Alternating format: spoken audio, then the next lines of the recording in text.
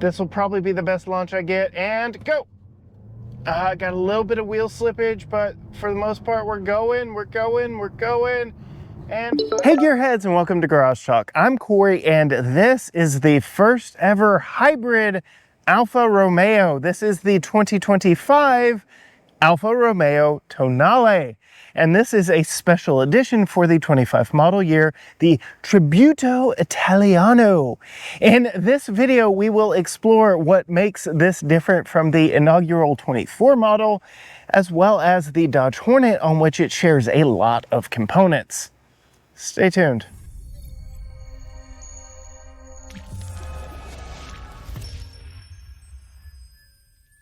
The first thing I want to do is I want to thank Alfa Romeo for bringing this one to us. This is the first Alfa we have had to review on the channel for a full week. We have tested the bigger sibling of this, the Stelvio, on some trips, but this is the first one we've had here in Texas. Huge thanks to Alfa for providing this to us. And I will say, being the first hybrid, there is a lot to talk about with this one. Yes, this vehicle has been on the entire time I've been filming, but only when I popped the hood did the gasoline engine actually come on. And there is a lot to talk about here. Again, this is the first ever hybrid Alfa Romeo, and so yes, this is a very unique powertrain for the brand, but that does not mean the brand has strayed away from its roots, from its heritage, from all the racing that the brand is known for. This does use a 1.3 liter turbocharged 4-cylinder mated to a single electric motor and a 15.5 kilowatt hour lithium-ion battery. All that means it is good for 285 horsepower and 347 pound-feet of torque, making it a class leader when it comes to power, and it puts all that power down to all four wheels through a 6-speed automatic transmission. Another thing I really like, no prop rod. This is a premium brand, so you just lift the hood and it stays up. Closing the hood, we see that the engine turns off and it goes back into hybrid mode, and the electric motor and everything takes over. So it gets a whole lot quieter than that Turbo 4, but we can take a look at the beautiful styling. Alfa has always done a just a fantastic job on styling, and this Tributo Italiano model does have some unique design cues against this premium green paint. My goodness, this color combo absolutely works for me. Of course, we get Alfa's signature, now signature 3-mod headlight system, all LED lights up front, whether it be headlights, running lights, turn lights, everything is LED up front here, and contrasts very nicely against the green paint, as does all the black accents, including that V grille. Very distinctly Alfa, but still very unique to the Tonale in the lineup and its design characteristics. As we pull around to the side, you can see from that Dodge Hornet we've had on the channel now 2 times in that Acapulco Gold. As you move around to the side, there is a lot more in common with that Dodge, and that continues on the inside. We'll talk about that in a moment. Coming down to the wheels though, our Tributo Italiano gets these very specific 20-inch wheels with the 5-circle pattern, wrapped in Michelin Pilot Sport All-Season 4 tires. These are 235/40 ZR20 tires. We'll talk more about those as we're driving around today. You can see we have red painted calipers and Brembo brakes on this model. And if that circle were not in the way, you would see white script that reads Alfa Romeo. Now, there is a lot of talk about how this and the Dodge Hornet are the same thing. The engine tuning and the suspension are unique to Alfa Romeo.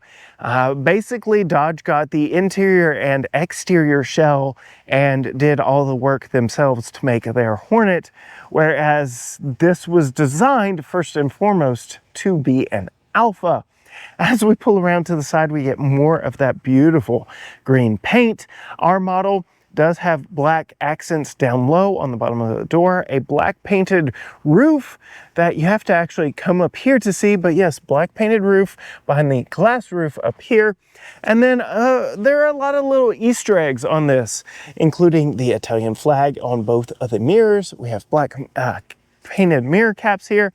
We have this little Alfa crest right here with the plug, because it is a plug-in hybrid. And yes, this is where the plug is housed. So this is only here on the driver's side of the vehicle next to the plug. The other side is the fuel door, so we don't get that. But we have a J1772 charger here. And yes, very nice. We've been able to charge that at home thanks to our Electron charger. Look down in the comments for how you can get an Electron charger for yourself. But generally nice crossover styling here on the side. I really like how those wheels really fill out the wheel wells. Very unique design with those that circle pattern.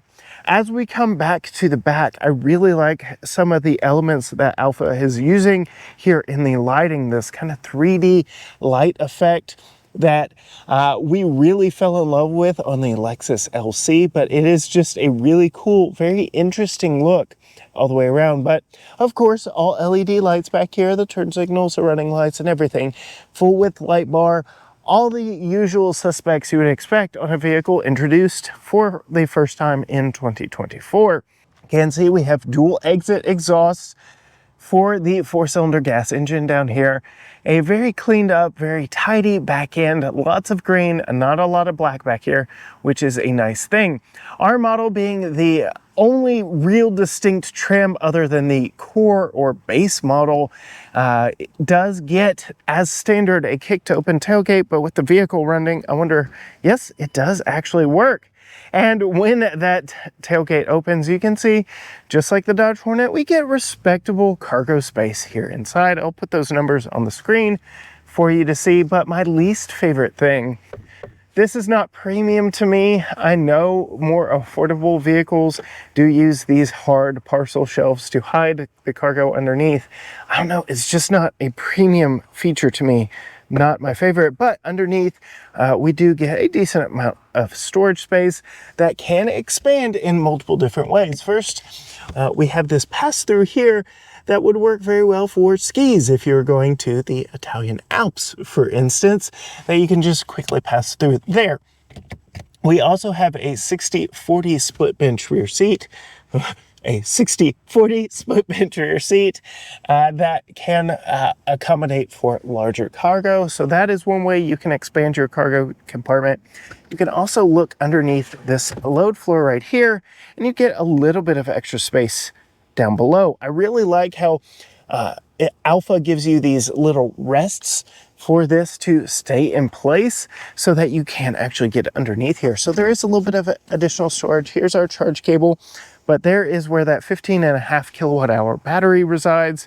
So you aren't going to be under here a lot just because there's not a lot of space, but nice little bit of space for you to hide some stuff. But we'll go ahead and close that down. We'll talk more about what's in that box when we get behind the wheel. And coming to me, plenty of room underneath. It opens up very nicely in our 1963 built garage. And we have a button right there to bring it down to a close. Before we climb inside, I did want to show you the key. It is an Alfa Romeo key, but it is chunky. It is a very large key that will take up a lot of space in your pocket or your purse, which is where you will probably be leaving it because it is a proximity key. But we do have lock, unlock, remote start, hatch, panic button, and I do believe you can deploy a physical key from here, but you won't really need to because, as again I said, it is a proximity system. You lock it with the push of that button right there. Power folds in your mirrors. You can unlock it by just pushing or tapping on the back of the front door handles. Again, that is only on the front doors, and that opens it up, but your mirrors do not expand until you actually start the vehicle up. As we look at the interior, this interior looks very familiar to that Dodge Hornet, but there are some key differences that we will talk about. We get some contrasting here. This is more of a dark gray than black, but similar materials and everything to what we saw in the Dodge. 3-person memory seat here, lock and unlock right there, express up down on all 4 windows, mirror controls right there. I can extend those mirrors if I wanted to. Multi-way positional seat with 4-way lumbar. These are leather wrapped seats, no suede inserts like that last Hornet that we had, but we have a little bit of red peeking through here. And given that we have the limited edition Tributo Italiano, they really want us to know that this is a tribute to its Italian heritage. Again, more of the Italian colors, the Alfa crest here in the headrest, and then all the red contrasting stitching. But if I were to show you this and cover that up, very much a Dodge Hornet interior, but that is because Dodge stole it from Alfa, not that Alfa stole it from Dodge. As we climb in and sit down behind the steering wheel, you can see very similar steering wheel to the Dodge Hornet, all the same controls. We have volume buttons with a roller here, but we'll talk more about that in a second. One big thing before I even start it up is how you start it up.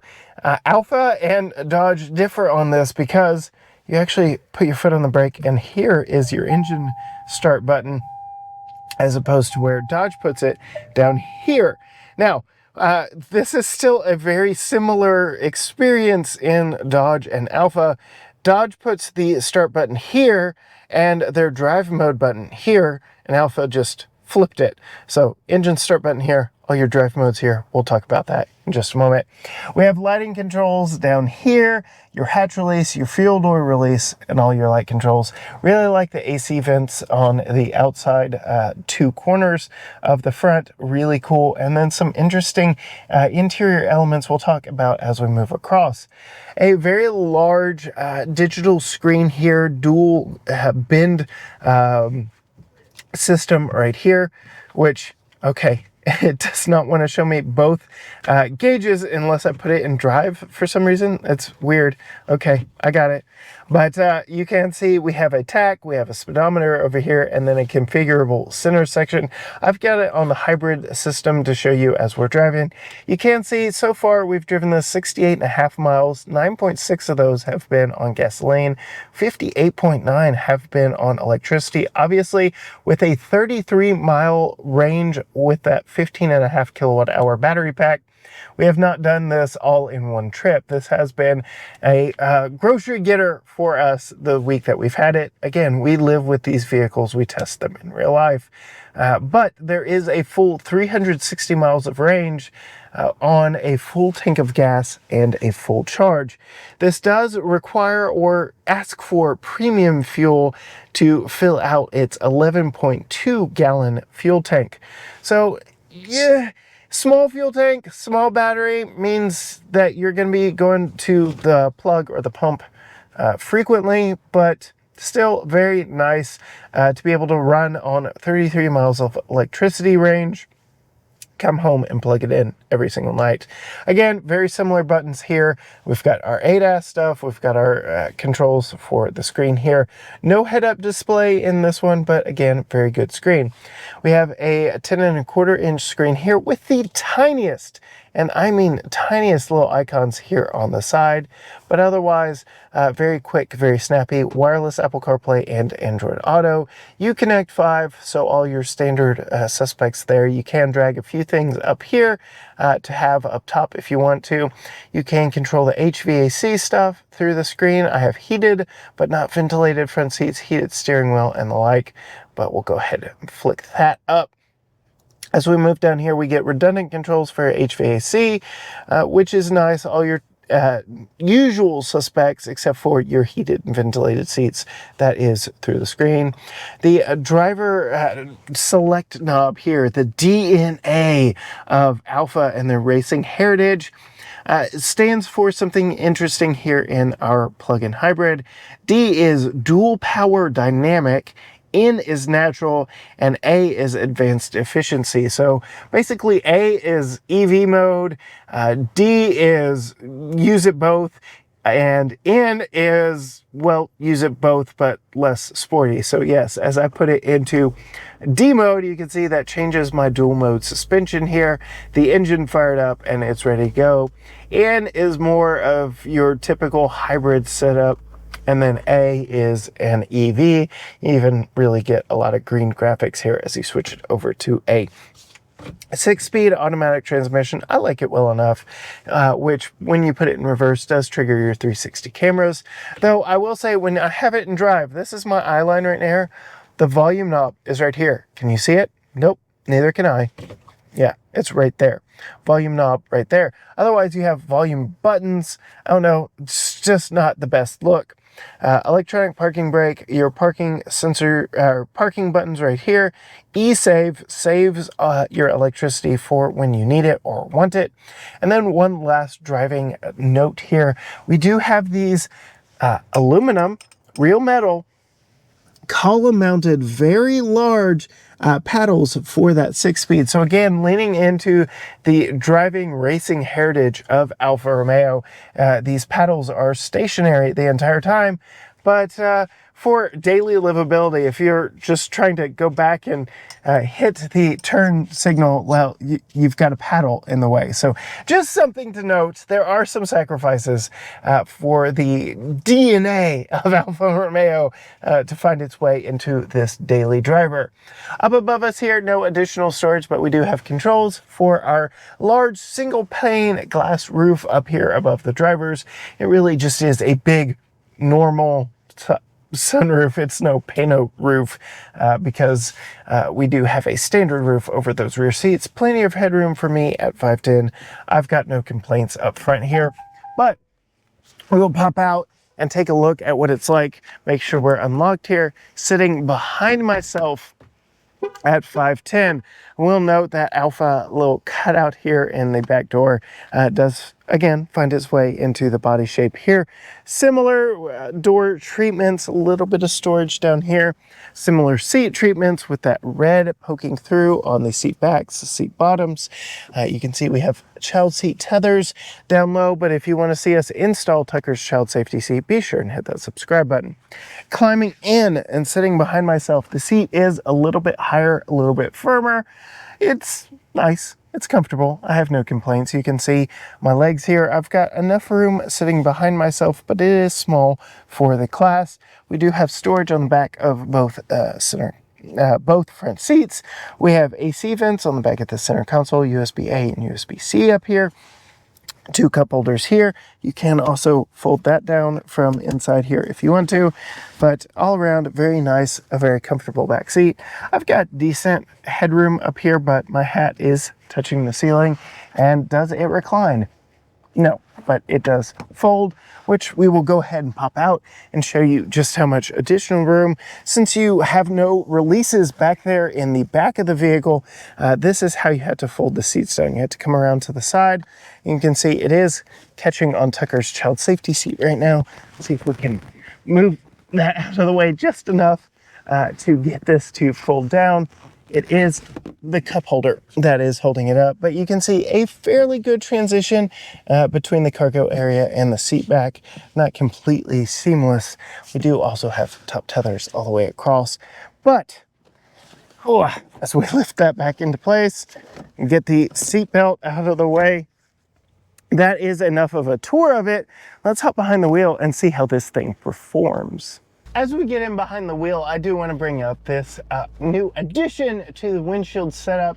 This is my Racebox GPS race timer that you can get for yourself with a 15% off discount at checkout. All the details are on screen and links down in the video description below. Huge thanks to Racebox for passing this along to me to allow me to 0 to 60 test these vehicles and pass a discount off to you, our viewers. Now, when it comes to the performance of this Alfa Romeo Tonale, the Alfa website claims a 125-mile-an-hour top speed, which I won't be testing today, and a 0 to 60 time of under 6 seconds. So we're going to test out exactly what that looks like as we get going here. So we will test out the E all-wheel drive system in this and the 0 to 60 time, full on the brake, full on the acceleration, and there we go. All right, and 5.54 seconds. So yes, I'd say that is very clearly under 6 seconds. Now, we were in D, or dynamic mode, with the stiffer suspension settings, and we are on wet pavement, but with electronic traction assist and electronic drive and all-wheel drive. I do suspect these times will be repeatable. We're also currently on colder tires, so at the end of this video, we'll 0 to 60 test it yet again. I am going to leave it in dynamic mode for the duration of this test, but I will note that we have mostly been driving around in natural or advanced efficiency mode throughout our week of testing this. Really is EV mode, and it'll tell you here in the screen, it even changes your gauge layout, that you're in an EV. And again, at 33 miles of all electric range, this is a great commuter vehicle with some obvious sacrifices. It's fun, it's peppy, it's plenty quick when you need it to be, because that electric torque is available to you like that. So I do like that about it very nicely. As we are out on my favorite driving road here in East Texas, it is a backcountry road, so there are some imperfections in it. The 2-mode suspension is in its firmest setting, and I can tell that this isn't the same vehicle that I've been living with all week. It is definitely firmer, but it is not harsh. Would my wife like it? Probably not. She would hit the button and soften it up a little bit, but it is still not a terrible ride. Speaking of my wife and the ride and comfort of this, you can get her full thoughts and opinions. Hit that subscribe button down below, because her video will be coming out very shortly, where she's behind the wheel and we do our normal round of testing on this one. But coming back to its performance driving characteristics, yes, it's a little bit firmer, but I really do like the tires that Alfa chose to put on this. They're the same Pilot Sport All Season 4 tires that we had on our Dodge Hornet GT the last time we tested one, and they do a great job of gripping in all conditions, including this misty, rainy, gray fall day here in East Texas. So I've been thoroughly pleased with the tire performance. Now, as we're passing up my favorite road sign in the world, the squiggly line that says "Fun times are ahead," we can test out just what this thing is like turning. And I can tell you, I am not one that's really big on using paddle shifters. These are perhaps the coolest paddle shifters I've ever seen in a vehicle, but I'm basically going to let the engineers decide when to shift through the 6 speeds in this automatic transmission. And I can tell you, for the most part, this has a pleasant-ish experience. I mean, I am still in a crossover, carving up back roads, so I've got a higher center of gravity, though I don't have a lot of body roll. It's just not the same as being in perhaps a Giulia, for example. A Giulia would be much more fun on these roads, as it is a performance sedan, more catered towards the true Alfa DNA versus something like this front-wheel drive based crossover platform. I am actually impressed with the pep and energy and vigor of this plug-in hybrid powertrain. It is more than enough to have a little fun behind the wheel, though it doesn't sound the best. It's a little coarse, but I'm having a hard time actually hearing it over the road noise from the highly textured pavement. For a vehicle that is flirting with $60,000, I am getting quite a bit of road noise for this price point. Is it bad? No, it is not terrible, but it is just more than I expected in a premium brand like Alfa Romeo. Otherwise, those tires are doing a great job of gripping, as I said, even here on this misty gray day. This is not the most fun I've had going around these roads, but for a crossover, if you simply must have a crossover, this is a fun one to have. And then those Brembo brakes help slow you down if need be. But yeah, I'd say this is a fun, exhilarating experience, and this Alfa definitely stands out way more than that Dodge Hornet does, even though the last two Dodge Hornets we've had have been Acapulco Gold and stand out in their own right. I just say the styling of this crossover fits the Alfa more than the Dodge, because the Dodge got a more watered down face than the Alfa with its very distinct V-shaped front grille. But now we are done with the curvy section.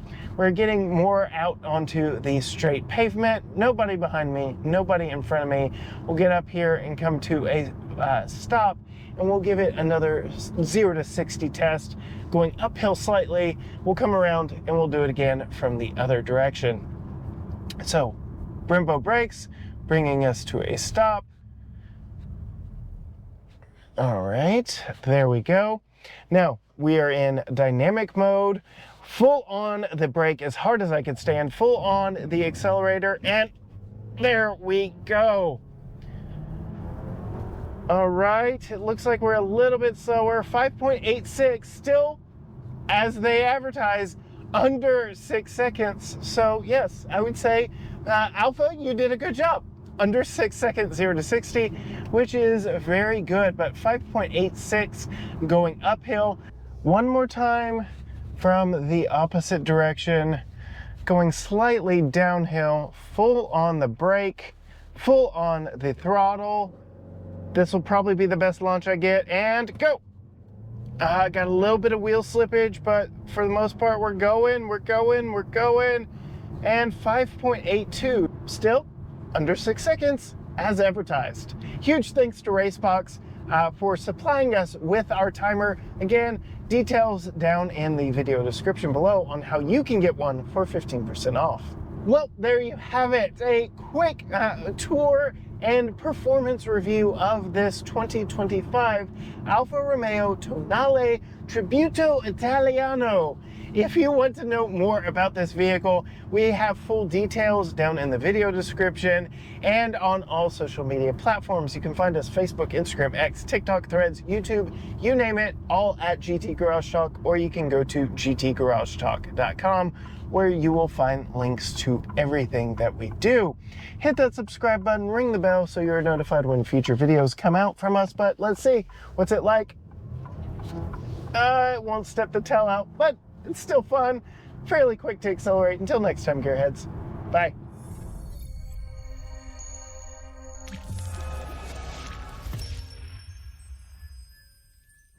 This thing's pretty fun. It's got enough power to pull you out in a dig. With the all-wheel drive, even on these slicker wet roads, I'm not concerned about sliding or wiping out when mashing the throttle. So it is confidence-inspiring all-wheel drive, I will say that, because these are not ideal conditions that I'm testing out in today.